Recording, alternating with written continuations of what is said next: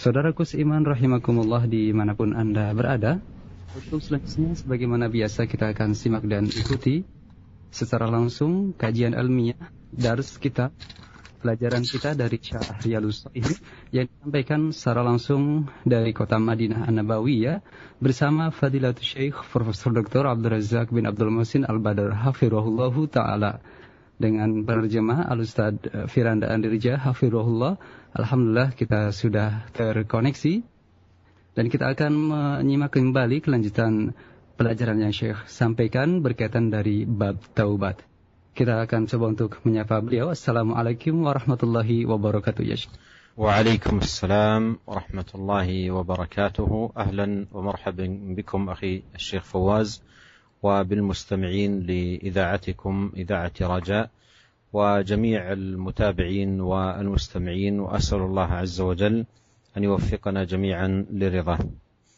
آمين. جزاك الله خيرا يا شيخ على حسن دعائكم. فلنا أيها المستمعون الكرام نستمع إلى درس مع الشيخ عبد الرزاق حفظه الله فليتفضل مشكورا يا شيخ.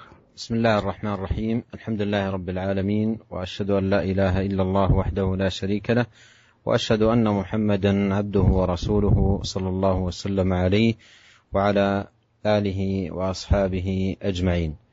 أما بعد، أورد الإمام النووي رحمه الله تعالى في كتاب أو في باب التوبة من كتابه رياض الصالحين عن زر بن حبيش قال: أتيت صفوان بن عسال رضي الله عنه أسأله عن المسح على الخفين، فقال: ما جاء بك يا زر؟ فقلت: ابتغاء العلم. فقال: إن الملائكة تضع أجنحتها لطالب العلم رضا بما يطلب.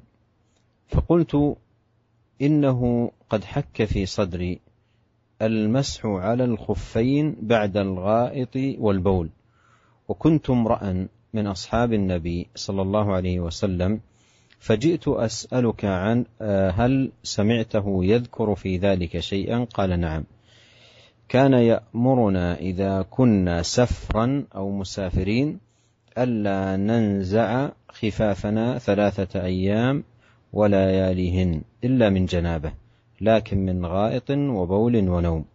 فقلت: هل سمعته يذكر في الهوى شيئا؟ قال: نعم، كنا مع رسول الله صلى الله عليه وسلم في سفر، فبينا نحن عنده إذ ناداه أعرابي بصوت له جهوري: يا محمد. فأجابه رسول الله صلى الله عليه وسلم نحوا من صوته: هاؤم. فقلت له: ويحك، اغضض من صوتك، فإنك عند النبي صلى الله عليه وسلم وقد نهيت عن هذا. فقال: والله لا أغضض. قال الأعرابي: المرء يحب القوم ولما يلحق بهم. قال النبي صلى الله عليه وسلم: المرء مع من أحب يوم القيامة. فما زال يحدثنا حتى ذكر بابا من المغرب مسيره عرضه أو يسير الراكب في عرضه 40 أو 70 عاما. قال سفيان أحد الرواة: قبل الشام خلقه الله تعالى يوم خلق السماوات والأرض مفتوحا للتوبة لا يغلق حتى تطلع الشمس منه. رواه الترمذي وغيره وقال: حديث حسن صحيح. هذا الحديث حديث عظيم في باب التوبة، وأن التوبة بابها مفتوح، وأنه لا يغلق، وأن من تاب في أي ساعة من ليل أو نهار فإن الله سبحانه وتعالى يقبل توبته. وهذا فيه الحث على التوبة والترغيب فيها وبيان مكانتها وعظيم شأنها، وأنها لا ترد من التائب في أي لحظة من لحظاته وفي أي وقت من أوقاته. وهذا السياق الذي ورد فيه هذا الحديث، حديث التوبة، هو من رواية زر بن حبيش أنه أتى صفوان بن عسال الصحابي رضي الله عنه وأرضاه، أتاه يسأله عن المسح على الخفين، فلما وصل بهذا القصد، أي أنه اتجه وذهب إلى هذا العالم بهذه النية الصالحة، الرغبة في العلم والفقه في الدين، قال له: ما جاء بك يا زر؟ لأن المجيء يختلف في حاجة دنيوية أو حاجة دينية. فقلت: ابتغاء العلم، يعني الذي جاء بي هو العلم وطلبه وتحصيله. فأثنى على صنيعه.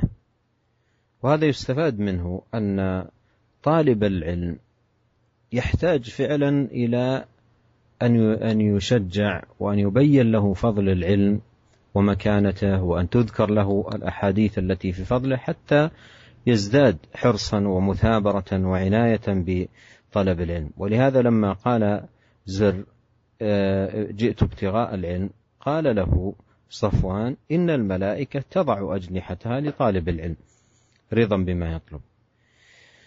ثم قال زر: إنه قد حك في صدري المسح. ثم قال صفوان: إنه قد حك في صدري، هذا في جوابه على سؤال زر، إنه حك في صدري المسح على الخفين بعد الغائط والبول. يعني وجدت في ذلك شيئا من الإشكال، أن الإنسان يأتي الغائط أو يبول ثم يتوضأ ويمسح على الخفين دون أن يغسل قدميه.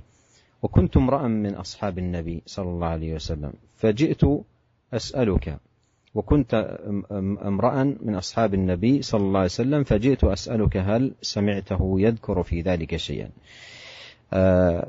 أعيد ثانية: زر حك في صدره أن يمسح على الخفين بعد أن يأتي الغائط والبول، أشكل عليه هذا الأمر، فجاء إلى هذا الصحابي صفوان بن عسال ليسأله عن ذلك. قال له: كنت امرأ من أصحاب النبي صلى الله عليه وسلم فجئت أسألك عن ذلك، هل سمعته يذكر في ذلك شيئا؟ وهنا نستفيد فائدة عظيمة جدا، أن كلام النبي عليه الصلاة والسلام يحسم الأمر. يعني زر الآن يقول أنه حك في صدره هذا الأمر، ثم يسأل: هل سمعت؟ معنى ذلك أنه إن كان قد سمع انتهت المسألة، وما في الصدر يزول بما صح وثبت عن رسول الله صلى الله عليه وسلم. وهذا يا أخوان نستفيد منه فائدة عملية مهمة جدا في حياتنا، أن الأشياء التي قد يستشكلها الإنسان برأيه أو بعقله ونحو ذلك، إذا بلغه الحديث فيها يجب عليه أن لا يتردد وأن يترك رأيه، مثل ما قال علي بن أبي طالب: لو كان الدين بالرأي لكان باطن الخف أولى بالمسح من ظاهره. فإذا مر على الإنسان مسألة وحكت في صدره أو كان رأيه يرى فيها شيئا، عليه إن بلغه الحديث من كلام الرسول عليه الصلاة والسلام أن يلزم ذلك. فبين له صفوان قال: نعم، كان يأمرنا إذا كنا سفرا أي مسافرين ألا ننزع خفافنا 3 أيام ولياليهن، أي تبقى الخفاف. ومعلوم أن الإنسان في هذه 3 أيام مرات يتكرر على الغائط والبول ويتوضأ ولا يزيد في وضوء على أن يمسح على الخفين. قال: إلا من جنابة، أي إلا من غسل الجنابة، فإنه ينزع الخف ليغسل البدن كاملا. أما من الغائط والبول والنوم فإنه يتوضأ ويمسح على الخفين. أجابه على سؤاله، فسأله سؤالا آخر فقلت: هل سمعته يذكر في الهوى شيئا؟ يعني هل سمعته يذكر في هوى الإنسان وميوله ومحبته شيئا؟ قال: نعم، كنا مع رسول الله صلى الله عليه وسلم في سفر، فبينا نحن عنده إذ ناداه أعرابي بصوت له جهوري، أي صوت عالي مرتفع: يا محمد. فأجابه رسول الله صلى الله عليه وسلم نحو من صوته: ها والمراد الإجابة للنداء. فقلت له: ويحك، اغضض من صوتك، أي أن صفوان قال لذلك الأعرابي اغضض من صوتك فإنك عند النبي صلى الله عليه وسلم وقد نهيت عن هذا. فقال والله لا أغضض. قال الأعرابي، والأعرابي من يعيش في البادية وقد يكون عند عدد منهم شيء من الجفاء وعدم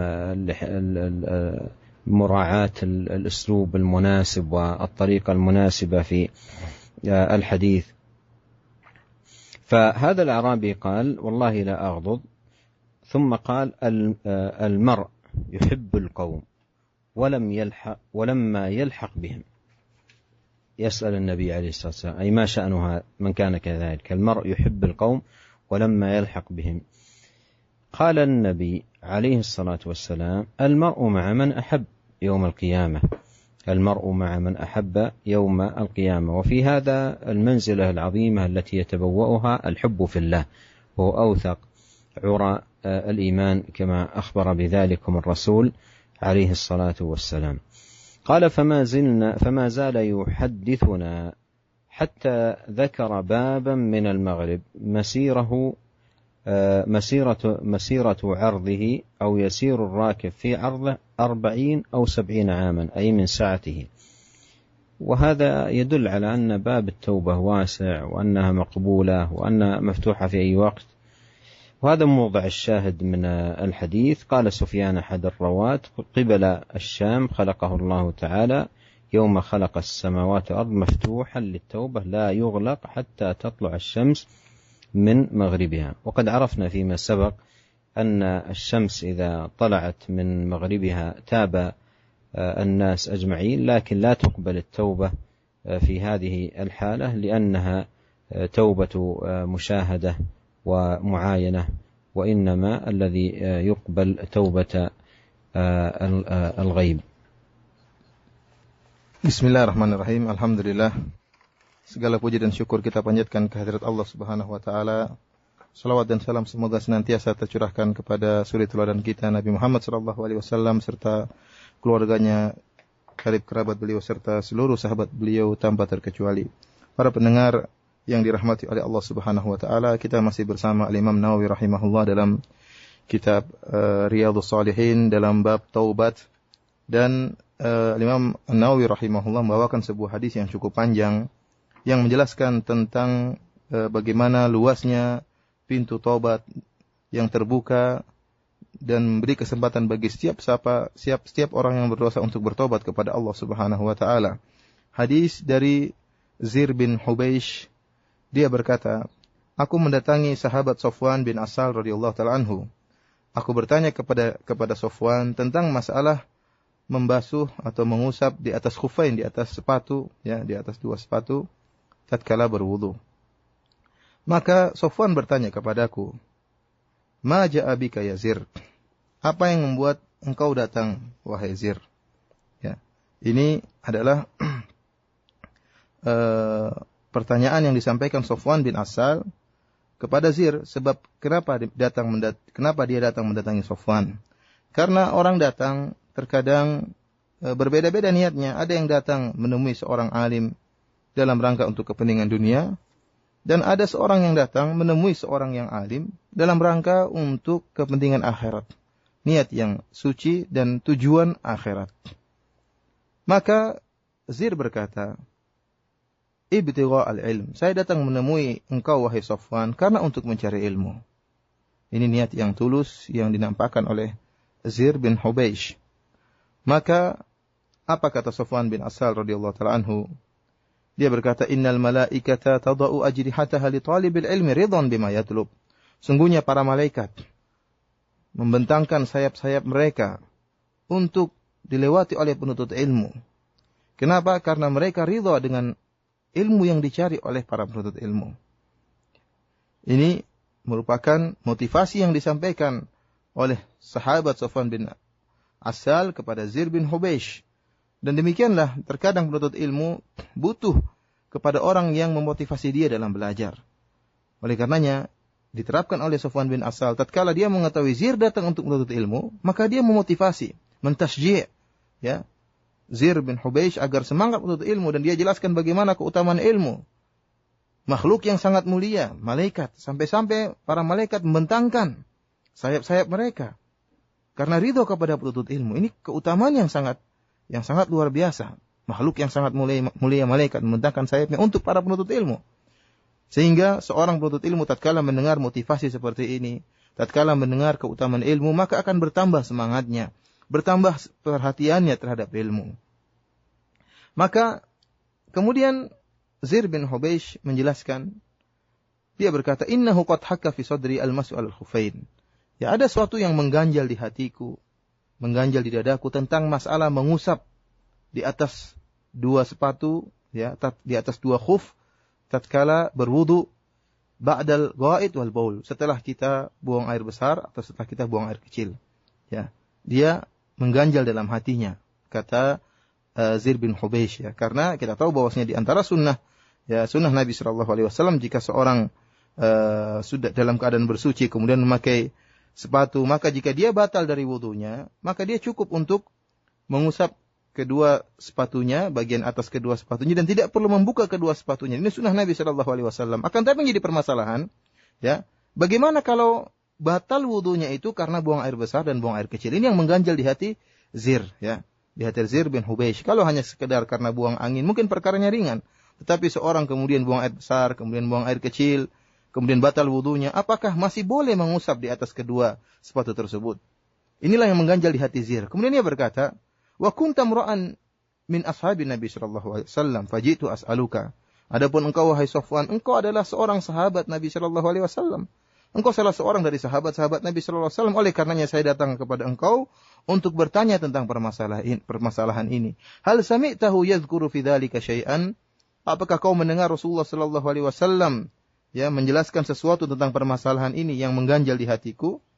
Perhatikan para pendengar yang dirahmati oleh Allah Subhanahu wa taala, ya.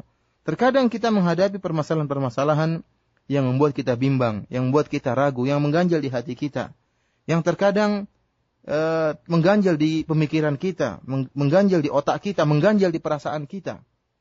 Bagaimana jalan keluar menghadapi permasalahan-permasalahan seperti ini? Yang mengganjal di otak kita, mengganjal di pemikiran kita, mengganjal di perasaan kita. Jalan keluarnya adalah kita mencari syariat, hadis Nabi sallallahu alaihi wasallam. Sebagaimana yang dialami oleh Zir, tatkala dia merasa mengganjal di hatinya tentang masalah mengusap di atas dua khuf, di atas dua sepatu, maka dia pun bertanya kepada Zir dan mencari hadis Rasulullah sallallahu alaihi wasallam yang menjelaskan tentang hal ini. Ini kita mengambil faedah dari sini. Kalau seandainya ada hadis Rasulullah sallallahu alaihi wasallam kita dengar dan hadis tersebut menjelaskan tentang sesuatu yang mengganjal di hati kita, suatu yang terkadang seakan-akan mengganjal di perasaan kita, pemikiran kita, akal kita, ya, maka kita harus terima hadis Rasulullah sallallahu alaihi wasallam.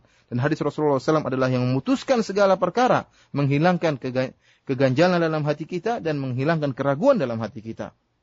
Oleh karenanya wajib bagi kita untuk menerima hadis Nabi sallallahu alaihi wasallam meskipun terkadang kita merasa hal tersebut tidak cocok dengan akal kita.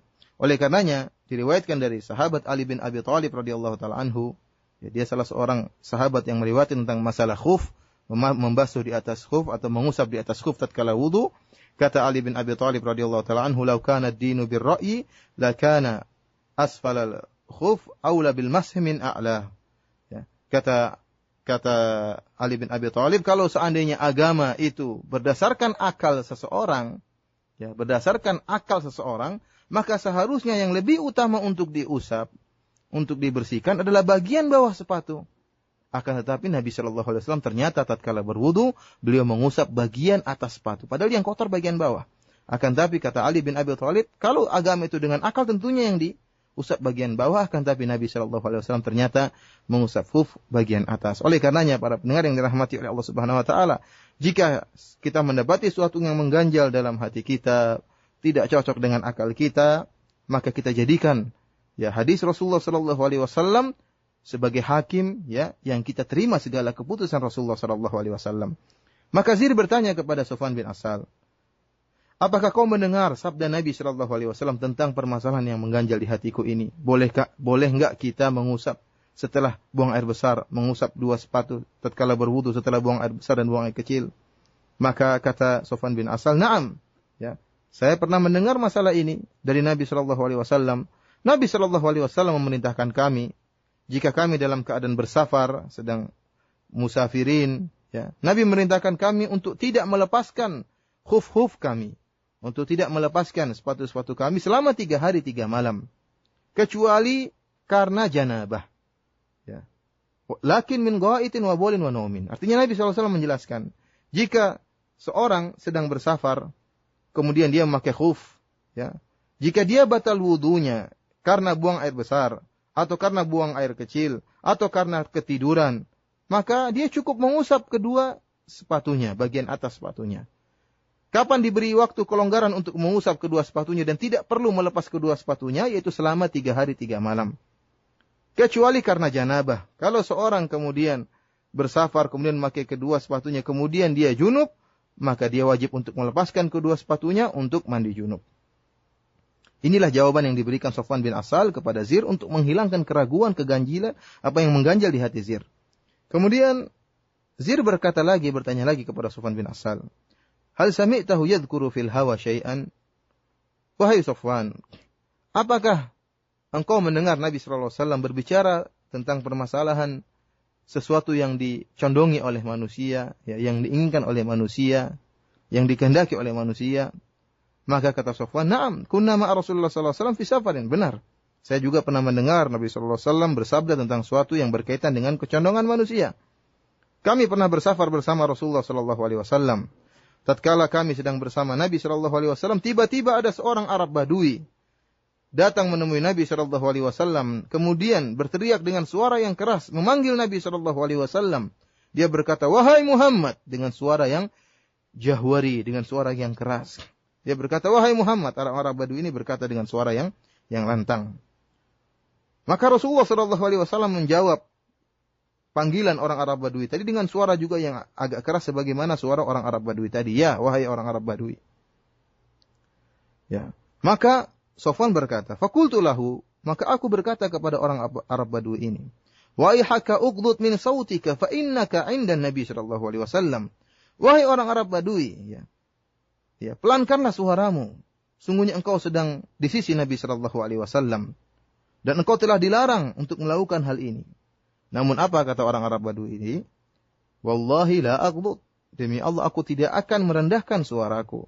Ya, ini adalah sikap Arab Badui yang kita tahu bahwasanya orang Arab Badui mereka tinggalnya di daerah badiah, di dusun-dusun atau di gunung-gunung yang terkadang mereka tidak memiliki adab, ya, sebagaimana sahabat-sahabat Nabi Shallallahu Alaihi Wasallam yang tinggal bersama Nabi Shallallahu Alaihi Wasallam di kota mengetahui bagaimana akhlak yang baik, akhlak yang mulia. Sehingga orang Arab Badui terkadang memiliki sifat yang kasar dan keras, ya, karena begitulah kondisi mereka tatkala di dusun dan di gunung-gunung. Sehingga tatkala ditegur oleh Sofwan bin Asal, ya, pelankanlah, rendahkanlah suaramu. Dia mengatakan, aku tidak akan merendahkan suaraku. Akan tapi lihatlah para pendengar yang dirahmati oleh Allah Subhanahu Wa Taala. Ya, orang Arab Badui ini datang untuk bertanya kepada Nabi Shallallahu Alaihi Wasallam dengan pertanyaan yang berkaitan dengan agama yang dia pikirkan, ya, dengan apa yang dia inginkan. Apa kata orang Arab Badui ini? Al-mar'u yuhibbul qauma wa lamma yalhaq bihim. Wahai Rasulullah, bagaimana menurut engkau tentang seorang yang mencintai sebuah kaum, akan tapi orang tersebut tidak sempat untuk mengikuti kaum tersebut, ya, tidak sempat mengikuti kaum tersebut atau tidak sempat bersama dengan kaum tersebut yang dia cintai. Maka apa jawaban Nabi Shallallahu Alaihi Wasallam? Al-mar'u ma'aman ahab yaumal qiyamah. Kata Nabi Shallallahu Alaihi Wasallam, sungguhnya seorang akan dikumpulkan dengan orang yang dia cintai pada hari kiamat kelak. Ya. Ini jawaban Nabi Shallallahu Alaihi Wasallam kepada orang Arab Badui yang memberikan, ya, faedah yang sangat besar tentang pentingnya al-hubbu fillah, cinta karena Allah Subhanahu Wa Taala. Yang kata Nabi Shallallahu Alaihi Wasallam, awthaqu ural iman, ya, tali keimanan yang paling kuat adalah al-hubbu fillah wal bughdhu fillah, cinta karena Allah Subhanahu Wa Taala dan benci karena Allah Subhanahu Wa Taala. Nabi Shallallahu Alaihi Wasallam menjelaskan jika seorang benar-benar mencintai orang lain atau mencintai suatu kaum karena Allah Subhanahu Wa Taala, maka dia akan dikumpulkan dengan kaum tersebut pada hari kiamat. Kemudian kata Sofwan bin Asal, fama zala yuhaddithuna hatta dzakara baban minal maghrib masiratu ardihi aw yasiru rakibu fi ardihi 40 aw 70 aman. Kemudian Nabi sallallahu alaihi wasallam terus menyampaikan hadis-hadis beliau kepada kami ya, menyampaikan sabda-sabda beliau, petuah-petuah beliau kepada kami, sampai akhirnya Nabi Shallallahu Alaihi Wasallam menyebutkan tentang sebuah pintu, ya, yang berada dari arah maghrib, dari arah timur. Yang pintu tersebut, ya, kalau kita berjalan ya, untuk mengukur lebarnya pintu tersebut, ya, maka dia akan berjalan selama 40 tahun atau 70 tahun. Ya. Karena menunjukkan bagaimana lebarnya pintu tersebut. Inilah para pendengar yang dirahmati oleh Allah Subhanahu wa taala yang menjadi perhatian kita, ya, atau syahid dalam hadis ini, yang menjadi perhatian kita dalam hadis ini adalah sabda Nabi ini tadi. Di mana Nabi sallallahu alaihi wasallam menjelaskan ada sebuah pintu taubat, ya, pintu taubat yang sangat terbuka, yang sangat lebar sekali dari arah maghrib, ya, menuju ke arah, ya, dari arah barat menuju ke arah timur dengan lebar yang sangat besar sekali, yang kalau ditempuh oleh pejalan kaki maka dia akan menempuh selama 40 tahun atau 70 tahun. Sufyan, salah seorang dari para perawi hadis ini, mengatakan, Qibala Syam khalaqahu Allah Ta'ala yauma khalaqas samawati wal ard maftuhan litaubati la yughlaqu hatta tatul asy-syamsu minhu. Kata Sufyan bahwasanya pintu tersebut itu di arah negeri Syam, yang Allah Subhanahu wa taala menciptakan pintu tersebut sejak tatkala Allah menciptakan langit dan bumi. Allah menciptakan pintu tersebut dalam keadaan terbuka untuk taubat, dan pintu tersebut tidak akan tidak akan terkunci sampai matahari terbit dari arah barat. Ya. Inilah yang menjadi perhatian kita dalam hadis ini, bahwasanya betapa luasnya rahmat Allah Subhanahu wa taala. Allah Subhanahu wa taala memberikan pintu taubat yang sangat lebar dan sangat terbuka, sehingga seorang hamba jika melakukan dosa, kapan saja dia melakukan dosa, maka jangan ragu-ragu untuk bertobat kepada Allah Subhanahu wa taala. Di waktu kapan saja, di malam hari atau siang hari, jika dia melakukan dosa, segera kembali dan bertobat kepada Allah Subhanahu wa taala, dan Allah akan menerima tobatnya. Kapan Allah tidak menerima tobatnya? Jika matahari asy-syams, ya, jika matahari kemudian terbit dari arah barat, tatkala itu manusia pun beriman kepada Allah Subhanahu wa taala, ya. Karena taubat tatkala itulah taubat muayyanah, mereka sudah melihat adanya perubahan alam semesta, mereka tahu akan tiba hari akhirat. Tatkala itu semua orang beriman kepada Allah Subhanahu wa taala, melihat matahari yang biasanya terbit dari arah timur, tiba-tiba Allah rubah terbit dari arah barat. Mereka pun kembali dan ingat kepada Allah, mengakui dosa-dosa mereka, bertobat kepada Allah. Akan tapi tatkala itu Allah tidak menerima taubat mereka, tidak bermanfaat taubat mereka. Pintu taubat telah tertutup. Ya, pintu taubat hanya terbuka sebelum matahari terbit dari arah barat. ثم أورد الإمام النووي رحمه الله تعالى حديث أبي سعيد الخدري رضي الله عنه عن النبي صلى الله عليه وسلم قال: كان في من كان قبلكم رجل قتل 99 نفسا فسأل عن أعلم أهل الأرض فدل على راهب فأتاه فقال: إنه قتل 99 نفسا فهل له من توبة؟ فقال: لا. فقتله فكمل به 100. ثم سأل عن أعلم أهل الأرض فدل على رجل عالم فقال: إنه قتل 100 نفس فهل له من توبة؟ فقال: نعم. ومن يحول بينه وبين التوبة؟ انطلق إلى أرض كذا وكذا فإن بها أناسا يعبدون الله تعالى فاعبد الله معهم، ولا ترجع إلى أرضك فإنها أرض سوء. فانطلق حتى إذا نصف الطريق أتاه الموت فاختصمت فيه ملائكة الرحمة وملائكة العذاب، فقالت ملائكة الرحمة: جاء تائبا مقبلا بقلبه إلى الله، وقالت ملائكة العذاب: إنه لم يعمل خيرا قط. فأتاهم ملك في صورة آدمي فجعلوه بينهم أي حكما، فقال: قيسوا ما بين الأرضين فإلى أيتهما كان أدنى فهو له. فقاسوا فوجدوه أدنى إلى الأرض التي أراد، فقبضته ملائكة الرحمة، متفق عليه. وفي رواية في الصحيح: فكان إلى القرية الصالحة أقرب بشبر فجعل من أهلها. وفي رواية في الصحيح: فأوحى الله تعالى إلى هذه أن تباعدي وإلى هذه أن تقربي. وقال قيسوا ما بينهما فوجدوه إلى هذه أقرب بشبر فغفر له، وفي رواية فنأى بصدره نحوها. هذا الحديث العظيم من الأحاديث المبينة لشأن التوبة، وأنها مقبولة مهما عظم الذنب ومهما كبر الجرم، وأن الله سبحانه وتعالى لا يتعاظمه ذنب أن يغفره، فهو يغفر الذنوب جميعا مهما عظمت، وهو القائل جل وعلا: قل يا عبادي الذين أسرفوا على أنفسهم لا تقنطوا من رحمة الله إن الله يغفر الذنوب جميعا إنه هو الغفور الرحيم. ولا شك أن القتل جريمة من الجرائم الكبار وذنب من الذنوب العظام، وقد قرن في القرآن بالشرك بالله: والذين لا يدعون مع الله إلها آخر ولا يقتلون النفس التي حرم الله إلا بالحق، فهو قرين للشرك في القرآن، مما يبين غلظ هذا الذنب وعظم هذا الجرم. وكيف إذا كان القتل لعدد من الأنفس بغير حق كحال هذا الرجل الذي قتل 99 نفسا، قتل 99 نفسا. فالنبي عليه الصلاة والسلام ذكر حال هذا الرجل من بني إسرائيل، وكان مسرفا في القتل، وواضح من قصة خبره أنه يقتل عند أدنى أمر وعند أدنى سبب يبادر القتل. فها هو الآن استفتى ذلك العابد فأفتاه بغير ما يحب أو بغير ما يريد، فقتله مباشرة وكمل به 100. فهذا رجل من بني إسرائيل قتل 99 نفسا، وهذا ليس بالعدد الهين، فسأل عن أعلم أهل الأرض.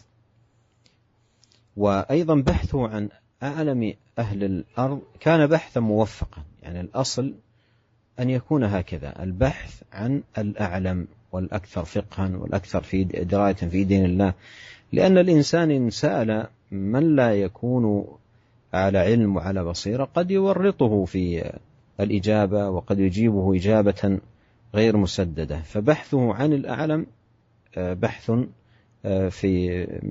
في محله، وبحث موافق للحق والصواب. فسأل عن أعلم أهل الأرض فدل على راهب، دل على راهب أي لم يدل على عالم.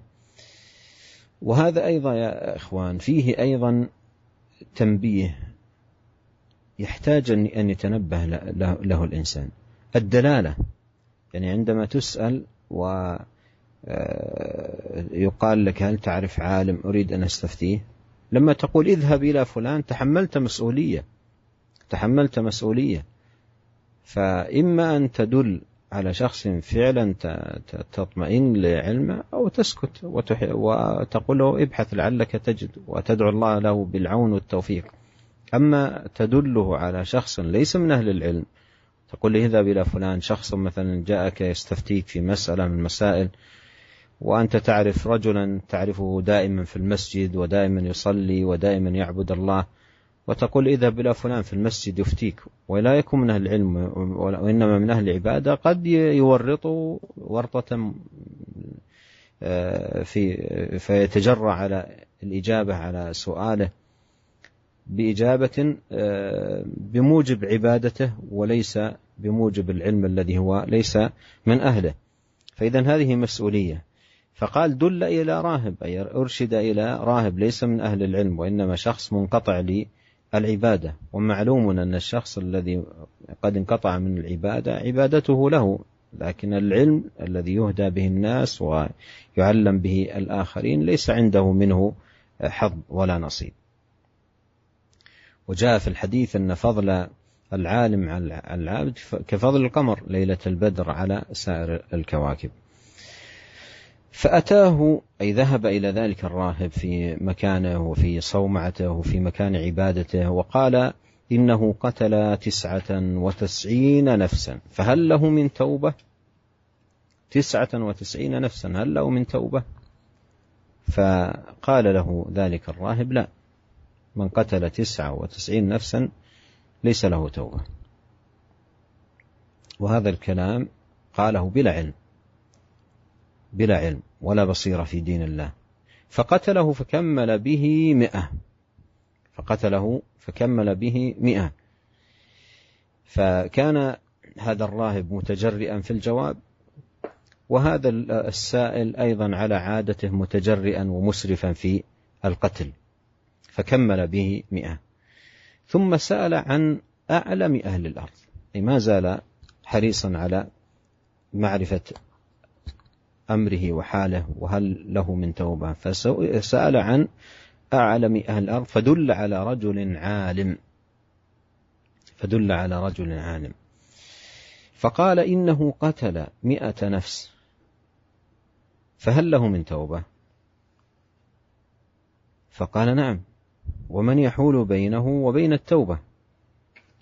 من يحول بينه وبين التوبة، أي أن باب التوبة مفتوح في أي وقت، مهما كانت الذنوب ومهما كانت الجرائم ومهما كانت الأخطاء، فإن باب التوبة مفتوح. قال: نعم، من يحول بينه وبينها؟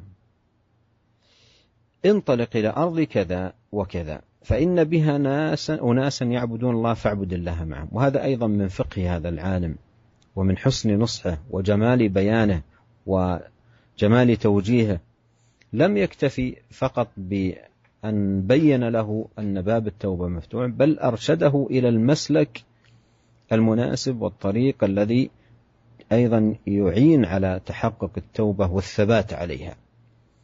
فأرشده إلى أن ينتقل من أماكن عصيانه ومخالفاته وأخطائه ومن هو أيضا مرتبط بهم من أشخاص وتعود معهم على ممارسات، أن ينتقل من هذا المكان كاملا إلى مكان أرشده إليه فيه أشخاص يعبدون الله سبحانه وتعالى وأهل عبادة وأهل دين. وهذا أيضا يفيد أن الذي يريد أن يتوب لا يبقى في مكان الفسق ومكان الفجور ومكان، لأنه سرعان ما يعود إلى عمله، لكن إذا انتقل إلى رفقة أخيار وصبر على الجلوس معهم أعانوه بإذن الله سبحانه وتعالى على الثبات.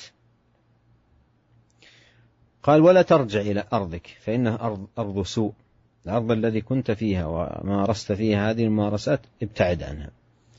وهكذا يقال للشخص الذي كان فاسقا فاجرا: لا ترجع إلى مكان الذي أنت فيه ولا المجموعة الذين تجالسهم ولا الرفقة الذين تصاحبهم، ابتعد عن هؤلاء كلهم وعن هذا المكان كاملا وانتقل إلى المكان الفلاني حيث فيه العبادة وفيه طلب العلم وفيه كذا إلى آخره. فقال: انطلق إلى أرض كذا فإن بها أناسا يعبدون الله فاعبد الله معهم، ولا ترجع إلى أرضك فإنها أرض سوء. فانطلق، عمل بالوصية. رجل يبحث عن التوبة، أسرف وأجرم، لكنه يبحث، نفسه تبحث عن التوبة. وهذا أيضا سبحان الله نستفيد منه فائدة، أن كثير من المجرمين قد يكون على إجرامه لكن في الداخل شيء ينازعه ويؤلمه على أخطائه على إجرامه، ويحتاج إلى أن ينتقل من هذا الإسراف ومن هذا الإجرام. فإذا وفق بشخص يفتح له الباب ويريه الطريق وينبه على، فإنه بإذن الله سبحانه وتعالى يستفيد. وهذا يفيدنا أهمية الدعوة والنصح والرفق وحسن البيان للناس في تعليمهم ودعوتهم إلى الله سبحانه وتعالى وتحذيرهم من الذنوب والخطايا. فالرجل عمل بالوصية مباشرة، انطلق. قال: فانطلق، والفاء تفيد التعقيب الفوري. فانطلق حتى إذا نصف الطريق أتاه الموت. سبحان الله، في منتصف الطريق، عندما قطع منتصف الطريق توفاه الله سبحانه وتعالى في منتصف الطريق. فاختصمت فيه ملائكة الرحمة وملائكة العذاب. لأن صاحب الإيمان والطاعة تقبض روح ملائكة الرحمة، ومن كان بضد ذلك تقبض روحه ملائكة العذاب. فقالت ملائكة الرحمة جاء تائبا مقبلا بقلبه إلى الله، وقالت ملائكة العذاب إنه لم يعمل خيرا قط، أعماله كلها فسق وإجرام وقتل وإلى آخره، ولم يعمل خيرا قط. فأتاهم ملك، أرسل الله ملكا في صورة آدمي فجعلوه بينهم أي حكما يحكم، فقال قيسوا ما بين الأرضين فإلى أيتهما كان أدنى فهو له، فقاسوا فوجدوه أدنى إلى الأرض التي أراد فقبضته ملائكة الرحمة. وذكر أيضا روايات كلها حول هذا المعنى في فضل الله عليه بقبول توبته. وأشاهد القول من هذا الحديث أن باب التوبة مفتوح مهما كان الجرم ومهما عظم الذنب. Para pendengar yang dirahmati oleh Allah Subhanahu wa taala, kemudian Al-Imam Nawawi rahimahullah membawakan sebuah hadis yang juga panjang dari sahabat Abu Sa'id Al-Khudri radhiyallahu taala anhu, di mana Nabi sallallahu alaihi wasallam berkata kepada para sahabat sebuah hadis yang cukup panjang, yaitu bahwasanya dahulu ada seorang laki-laki, seorang pria yang hidup sebelum kalian. Laki-laki tersebut telah membunuh 99 jiwa. Kemudian laki-laki ini atau orang ini bertanya tentang orang yang paling alim yang ada di atas muka bumi. Maka dia ditunjukkan kepada seorang rahib, seorang ahli ibadah namun bukan orang yang alim. Maka pria ini yang telah membunuh 99 nyawa ini pun mendatangi rahib tadi dan mengabarkan kepada rahib tadi bahwasanya dia telah membunuh 99 nyawa. Apakah dia masih bisa bertobat? Maka sang rahib berkata, "La, tidak bisa." Akhirnya orang ini pun faqatalahu fakammala bihi mi'ah.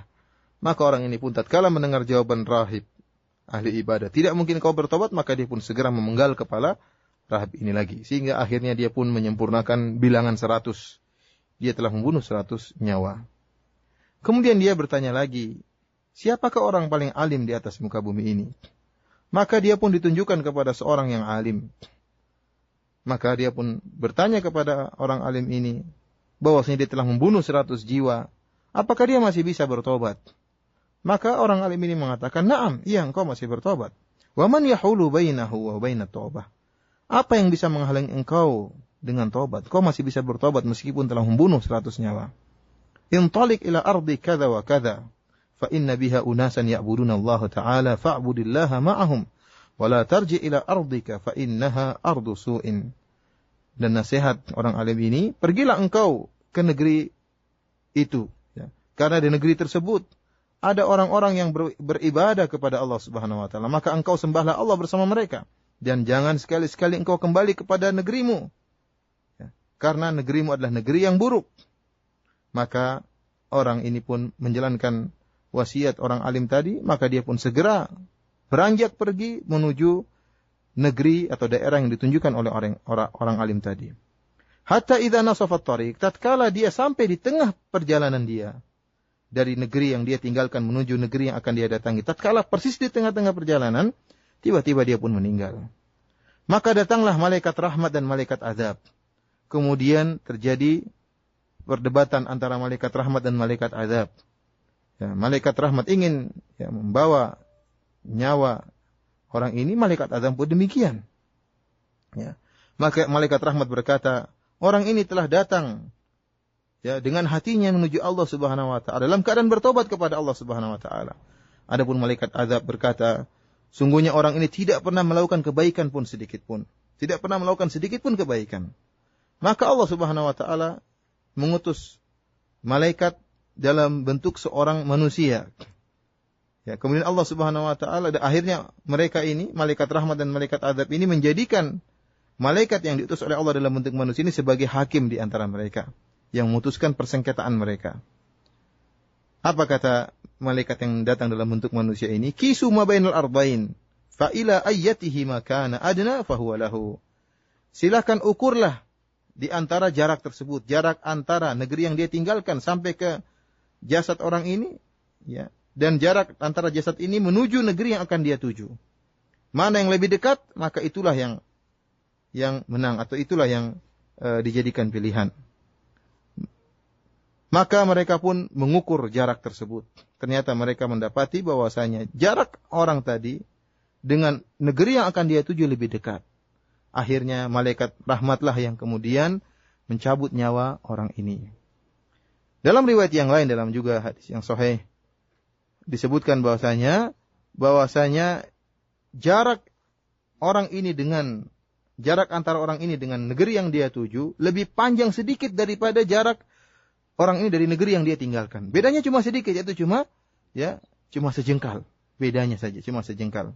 Ya. Dalam riwayat yang lain, Allah Subhanahu wa taala mewahyukan, memberi wahyu, memerintahkan kepada tanah yang antara orang tersebut dengan negeri yang dia tinggalkan agar memendek. Dan Allah memerintahkan tanah, yaitu jarak antara orang tersebut dengan negeri yang dia tuju, agar memanjang. Sehingga tatkala mereka mengukur antara dua jarak tersebut, mereka dapati bahwasanya jarak antara orang tersebut dengan negeri yang dia tuju lebih panjang 1 jengkal daripada jarak antara dia dengan negeri yang dia tinggalkan. Para pendengar yang dirahmati oleh Allah Subhanahu wa taala, ini merupakan hadis yang sangat agung yang menjelaskan bagaimana pentingnya taubat, yang menjelaskan bagaimana Allah Subhanahu wa taala menerima taubat seorang hamba, betapapun besar dosa seorang hamba, betapapun besar kriminal yang dia lakukan. Dialah Allah Subhanahu wa taala yang Maha menerima taubat seorang hamba. Dialah Allah Subhanahu wa taala yang telah berfirman, "Qul ya ibadiyalladzina asrafu ala anfusihim la taqnatu min rahmatillah. Innallaha yaghfirudz dzunuba jami'an. Innahu huwal ghafurur rahim." Wahai hamba-hambaku yang telah melampaui batas, yang telah bergelimang dalam dosa-dosa, janganlah kalian putus asa dari rahmat Allah Subhanahu wa taala. Sungguhnya Allah Subhanahu wa taala mengampuni seluruh dosa. Sungguhnya Allah Subhanahu wa taala Maha Pengampun lagi Maha Penyayang. Dan tidak diragukan lagi bahwasanya membunuh merupakan kriminal yang sangat besar, kemaksiatan yang sangat besar. Ya. Sampai-sampai Allah Subhanahu wa taala menggandengkan antara membunuh dengan dosa syirik, yang kita tahu syirik merupakan dosa yang sangat besar. Allah Subhanahu wa taala berfirman, "Walladzina la yad'una ma'allahi ilahan akhar wa la yaqtuluna nafsal lati harramallahu illa bil haqq." Ya. Allah menyebutkan, yaitu orang-orang yang masuk surga adalah orang-orang yang tidak melakukan kesyirikan, yang tidak berdoa kepada selain Allah, dan tidak membunuh nyawa orang lain kecuali dengan hak. Allah menggandengkan antara membunuh nyawa orang lain dengan kesyirikan yang menunjukkan akan besarnya dosa membunuh orang lain. Ini membunuh 1 nyawa. Bagaimana jika seorang kemudian membunuh 99 nyawa? Tentunya dosanya semakin besar lagi dan semakin parah lagi. Oleh karenanya Nabi SAW untuk menggambarkan bagaimana luasnya rahmat Allah, bagaimana pintu tobat yang sangat terbuka, Nabi SAW menjelaskan tentang seorang laki-laki yang pernah tinggal di zaman dahulu, yang orang ini hobinya membunuh orang. Ya. Bahkan disebutkan dalam hadis ini, bagaimana orang ini karena sebab sedikit saja, sebab sepele saja, dia sudah bunuh orang lain. Lihat bagaimana tatkala dia datang kepada seorang rahib ahli ibadah, dan dia tanya, "Saya sudah membunuh 99 orang. Apakah saya masih bisa bertobat?" Kemudian rahib hanya mengatakan, "La," satu kalimat yang dia keluarkan. "Saya tidak bisa, tobatmu diterima." Langsung dia penggal kepada rahib tersebut. Gara-gara permasalahan sepele, gara-gara suatu perkataan yang menyinggung hatinya, langsung dia bunuh orang tersebut. Ya. Apalagi dia bunuh 99 orang. Bunuh 100 orang. Ini bukan jumlah yang sedikit, 100 orang yang terbunuh. Ya. Dan ternyata dia mencari orang yang paling alim di atas muka bumi ini. Ya. Allah memberi taufik kepada dia sehingga dia ingin mencari orang alim. Karena dia ingin bertobat kepada Allah Subhanahu wa taala. Akan tapi ternyata dia ditunjukkan kepada orang yang tidak alim. Ada orang yang ahli ibadah, akan tapi tidak memiliki ilmu. Ya. Oleh karenanya, seorang jika menghadapi suatu problematika permasalahan, maka hendaknya dia bertanya kepada orang alim yang memiliki ilmu. Jangan dia hanya bertanya kepada orang yang ahli ibadah, rajin beribadah, rajin sholat malam, rajin ke masjid, akan tapi tidak memiliki ilmu. Karena orang yang tidak memiliki ilmu ternyata terkadang berani untuk menjawab, nekat untuk menjawab, akhirnya menjerumuskan orang yang bertanya kepada kesalahan yang lebih parah. Fadulla ala rahib, maka dia pun akhirnya ditunjukkan kepada seorang rahib. Ya, dan ini perhatian, peringatan kepada kita. Tatkala jangan sampai kita salah menunjukkan. Tatkala kita ditanya oleh orang lain, "Mana ustadz saya ingin bertanya, kemudian kita tunjukkan kepada seorang ustadz yang ternyata ngawur, jangan kita bilang itu urusan ustadz kalau salah fatwa. Enggak, kita juga bertanggung jawab. Karena kita yang menunjukkan dia untuk bertanya kepada ustadz fulan, ya, atau kepada ulama fulan. Ya. Kita yang akan bertanggung jawab pertanggungjawaban tersebut. Karena kita yang ikut nunjuk. Kalau kita nggak nunjuk, dia tidak akan datangi orang tersebut. Oleh karenanya, kalau kita tidak tahu, kita diam. Ya, tidak usah sok tahu, sok nunjukkan kepada orang yang salah. Ya. Karena kita akan dimintai pertanggungjawaban juga oleh Allah Subhanahu wa Ta'ala. Ya. Seperti misalnya kita tahu ada seorang yang rajin di masjid, rajin beribadah, ya. Dan kita tahu bahwasanya orang tersebut meskipun rajin beribadah, dia bukan orang alim. Maka jika kita ditanya, ada seorang ingin mencari ustadz, maka jangan kita tunjukkan kepada orang yang rajin ibadah tersebut. Sementara kita tahu dia tidak memiliki ilmu. Karena terkadang, ya, meskipun dia rajin ibadah, dia nekat untuk menjawab. Sebagaimana rahib ini. Rahib ini rajin beribadah, namun dia bukan orang alim. Ibadahnya hanya untuk dirinya sendiri. Ibadahnya bukan untuk kepentingan banyak orang. Ya. Berbeda dengan orang yang alim, yang memiliki ilmu. Dia yang ilmunya adalah untuk kepentingan banyak orang, di mana Rasulullah SAW pernah bersabda, "Fadlul alim alal abid ka fadlil qamari ala sairil kawakib." Bahwasanya seorang yang alim keutamaannya lebih daripada orang yang ibadah, sebagaimana keutamaan rembulan dibandingkan seluruh bintang-bintang yang ada. Para pendengar yang dirahmati oleh Allah Subhanahu wa Ta'ala, ya, tatkala dia datang kepada rahib ini, maka dia ditanya, rahib tadi ditanya, apakah saya masih bisa bertobat? Maka rahib tadi menjawab, tidak, engkau tidak bisa bertobat. Ya. Ini adalah perkataan tanpa ilmu, yang menunjukkan bagaimana beraninya sang rahib untuk berfatwa. Akhirnya orang ini pun tersinggung, dia pun memenggal kepala rahib tadi. Sang rahib berani, tajarruk, berani untuk berfatwa, dan orang yang membunuh, yang hobinya membunuh juga sangat berani untuk membunuh. Begitu mendengar ada kalimat yang menyinggung hatinya, kamu tidak bisa bertobat, segera dia pun membunuh orang rahib tadi tersebut. Akan tapi orang ini setelah membunuh sang rahib, dia masih terus mencari orang yang alim. Ya, hatinya masih ingin bertobat, ingin mencari orang yang alim. Dia bertanya, siapa orang alim di atas muka bumi ini? Akhirnya ditunjukkan kepada seorang yang alim, kemudian dia bertanya, apakah dia masih bisa diterima taubatnya? Maka orang alim tadi mengatakan dengan jawaban yang indah, apa yang menghalangi engkau dengan taubat? Tidak ada yang bisa menghalangi seorang hamba dengan taubat. Betapapun besar dosanya, betapapun besar kriminalnya, dia akan diterima taubatnya oleh Allah Subhanahu wa Ta'ala. Pintu taubat terbuka, betapapun besar kriminal yang dia lakukan. Dan lihat bagaimana jawaban orang alim ini. Bukan hanya sekedar menjelaskan bahwasanya pintu taubat terbuka. Bahkan dia pun memberi petunjuk kepada sang yang pelaku kriminal tadi yang telah bunuh 100 orang tadi dengan nasihat yang sangat indah, yaitu hendaknya dia pergi meninggalkan negeri tempat dia bermaksiat menuju ke negeri yang lain tempat dia melakukan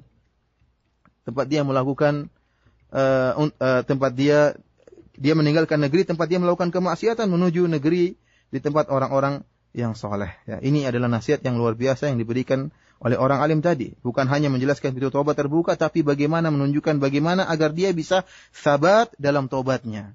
Itu dia hendaknya meninggalkan negerinya. Makanya dia mengatakan, wala tarji ila ardika, jangan sekali-sekali kau kembali kepada negerimu tempat melakukan kemaksiatan.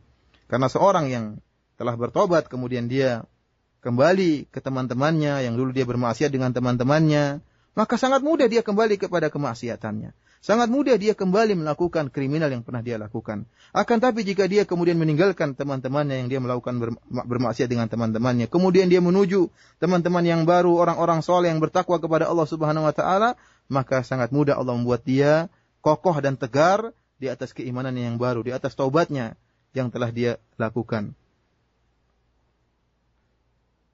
Demikianlah para pendengar yang dirahmati oleh Allah Subhanahu wa Ta'ala, kajian kita pada kesempatan kali ini sebuah syarah dari hadis yang sangat agung yang menjelaskan bagaimana luasnya rahmat Allah Subhanahu wa Ta'ala, bagaimana pintu taubat yang dibuka oleh Allah Subhanahu wa Ta'ala bahkan kepada seorang yang telah melakukan kriminal yang sangat tinggi, telah membunuh 100 nyawa ya dengan penuh kezaliman, akan tapi Allah Subhanahu wa Ta'ala masih menerima taubatnya. Di akhir dari hadis ini disebutkan bagaimana kemudian orang ini pun segera menjalankan nasihat dari orang alim tadi. Maka dia pun ya fantalaqa hatta idza nasafa at-tariq. Dia pun berjalan menuju ke negeri yang dinasihatkan tadi.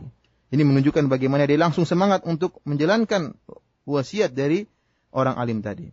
Dan ternyata tatkala dia sampai di tengah perjalanan, persis di tengah perjalanan, tiba-tiba maut menjemputnya. Ajal datang, dia harus meninggal dunia. Maka datanglah malaikat rahmat dan malaikat azab. Kita tahu bahwasanya malaikat rahmat, ya, malaikat rahmat akan mencabut nyawa-nyawa orang-orang yang solehin. Adapun malaikat azab akan mencabut nyawa-nyawa orang-orang yang pelaku kriminal. Sehingga malaikat azab ingin mencabut nyawa orang ini, karena orang ini telah membunuh 100 jiwa. Sementara malaikat rahmat ingin mencabut nyawa orang ini, karena dia sekarang sedang bertobat menuju kepada negeri orang-orang soleh. Maka malaikat rahmat berkata kepada malaikat azab, orang ini telah datang dengan hatinya menuju Allah Subhanahu wa taala, bertobat kepada Allah Subhanahu wa taala. Namun apa kata malaikat azab? Orang ini tidak pernah melakukan kebaikan sama sekali. Bahkan yang dia lakukan adalah kriminal, membunuh 100 nyawa. Ya. Akhirnya terjadi sengketa antara malaikat rahmat dan malaikat azab. Tiba-tiba Allah Subhanahu wa taala mengirimkan malaikat dalam bentuk manusia.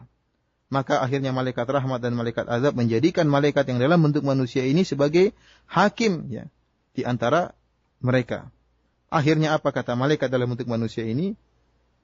Ukurlah jarak antara dua negeri ini, ya. Sebagaimana disebut dalam hadis, ternyata setelah diukur, ya Allah Subhanahu wa taala menjadikan negeri yang dituju oleh orang ini ternyata lebih panjang jaraknya daripada negeri yang dia tinggalkan, sehingga akhirnya faqabadathu malaikatur rahmah, akhirnya malaikat rahmat pun mencabut nyawa orang ini, ya.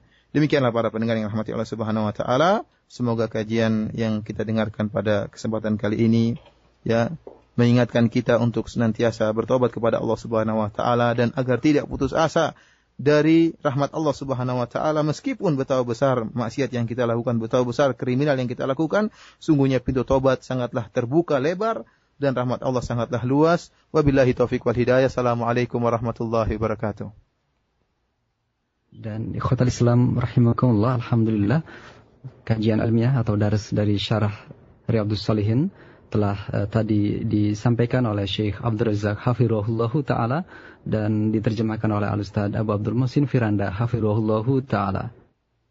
Dan kemudian untuk selanjutnya kami akan melanjutkan acara kita dengan lantunan tilawah Al-Qur'anul Karim.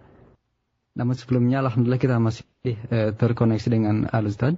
Apakah Syekh akan melanjutkan dars atau kita lanjutkan untuk kajian di esok sore, Ustaz? Insyaallah besok aja kita lanjutkan. Nah, baik, kami mengucapkan terima kasih jazakallah khairan kepada Syekh yang telah menyampaikan dars yang penuh manfaat dari bab taubat, dua hadis yang telah kita simak tadi dari bab taubat kitab Riyadhus Shalihin karya Al-Imam An-Nawawi rahimahullahu ta'ala, dan nantikan kelanjutan dari dars bab taubat ini dengan syarah hadis-hadis selanjutnya bersama Syekh Abdul Razak hafizahullah di esok sore pukul 17 waktu Indonesia Barat sampai dengan selesai. Dan kami mohon maaf yang sebesar-besarnya karena keterbatasan waktu kami tidak bisa mengajukan pertanyaan Anda pada sore hari ini. Dan bagi Anda semua kami mengucapkan selamat menunaikan ibadah salat maghrib.